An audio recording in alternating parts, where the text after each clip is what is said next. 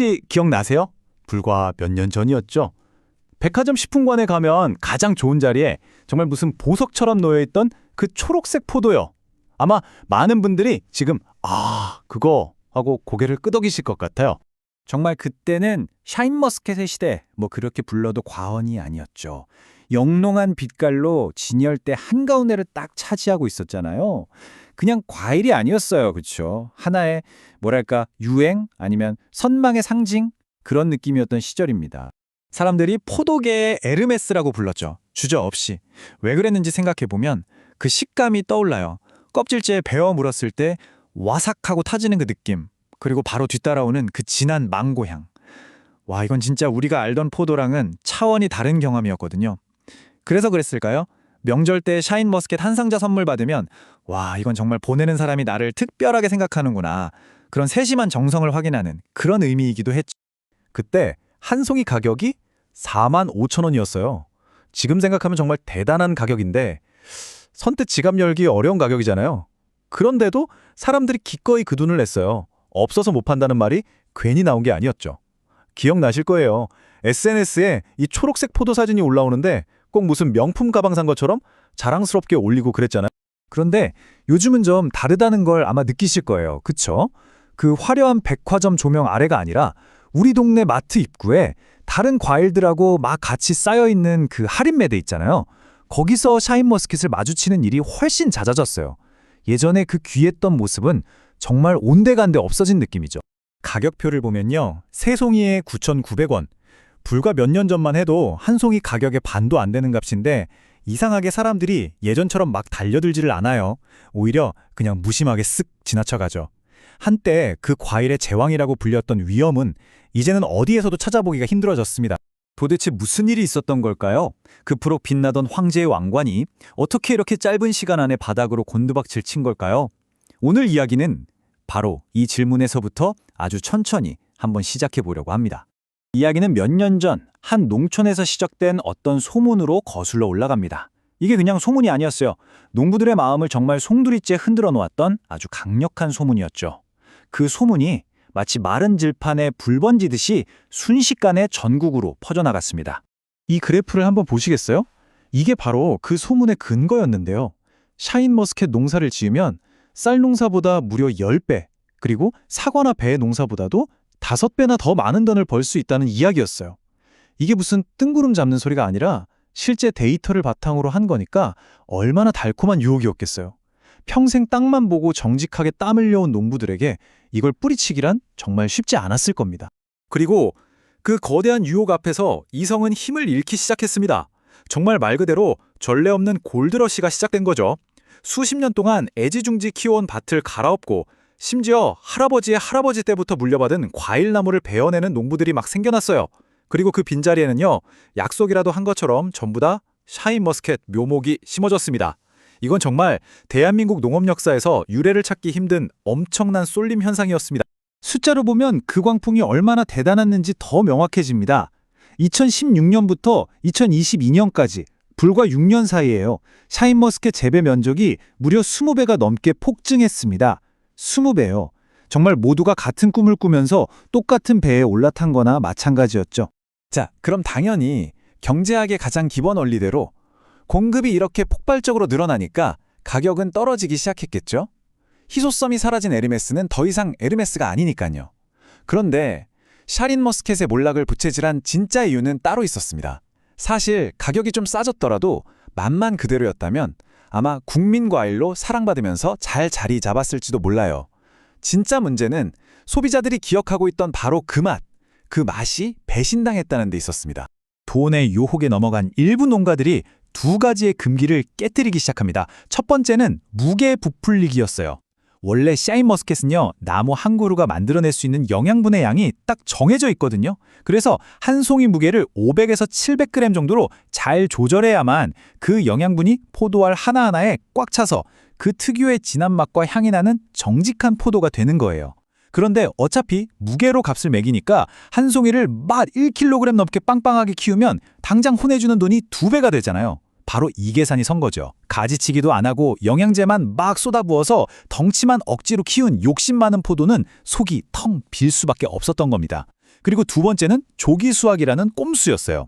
추석 대목 때 조금이라도 비싼 값 받으려고 아직 당도가 채 오르지도 않은 그냥 초록색이기만 한 포도를 미리 따서 시장에 내보낸 거죠. 그렇게 나온 결과물이 바로 이 맛이었습니다. 설탕물에 오이를 담갔다 뺀 것 같은 맛. 아마 이 표현에 고개를 끄덕이는 분들 많으실 거예요.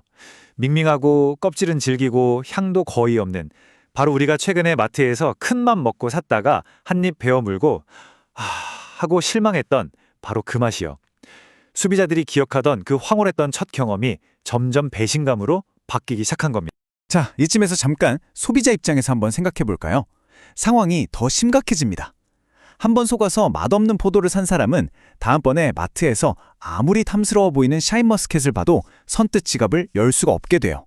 아, 저것도 맛없으면 어떡하지? 이런 합리적인 의심이, 불신이 싹트기 시작하는 거죠. 경제학에서는 바로 이런 시장을 레몬 마켓이라고 부릅니다. 여기 슬라이드에 보이는 레몬처럼요. 겉은 멀쩡하고 예뻐 보이는데 막상 먹어보면 속은 시고 맛없는 과일이라는 뜻에서 유래한 말이죠. 중고차 시장을 떠올리면 이해가 아주 쉬워요. 판매자는 차에 무슨 문제가 있는지 알지만 구매자는 알 길이 없잖아요.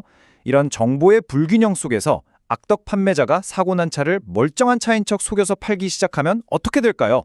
구매자들은 결국 모든 중고차를 의심하게 됩니다. 그러다 보면 정직하게 정말 좋은 차를 팔려던 사람마저도 제값을 못 받고 시장을 떠나게 되는 거죠. 안타깝게도 샤인머스켓 시장이 바로 이 레몬 마켓의 저주에 빠져버리고 만 겁니다. 그리고 이 비극의 가장 안타까운 지점이 바로 여기입니다.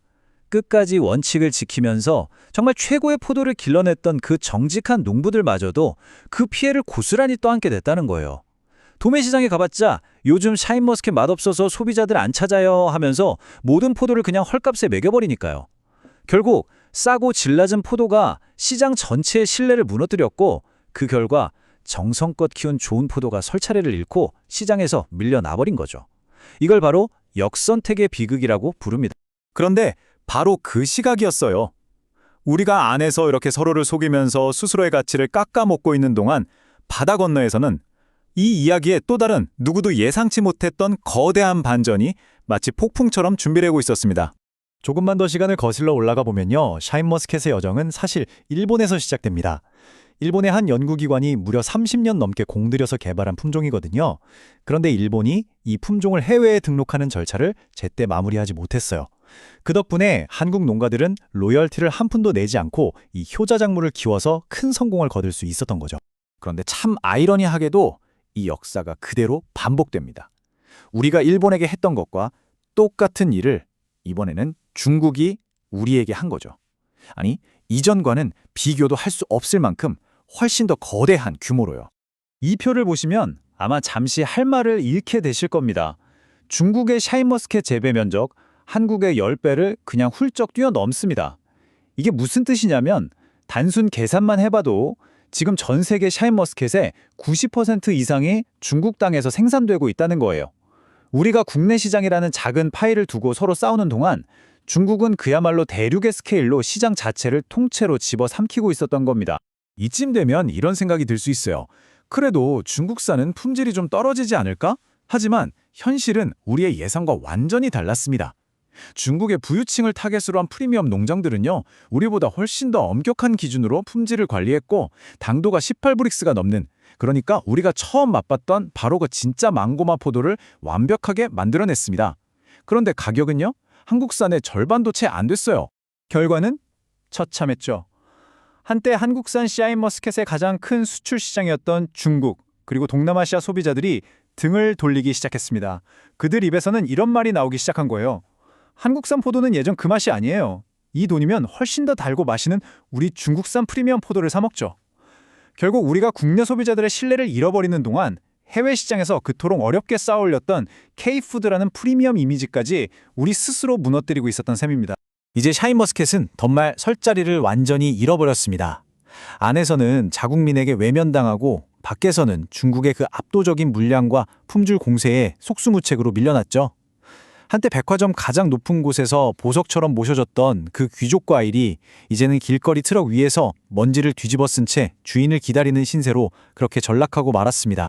샤인머스켓이라는 브랜드는 생각해보면 어느 한 농부의 것이 아니었을 겁니다.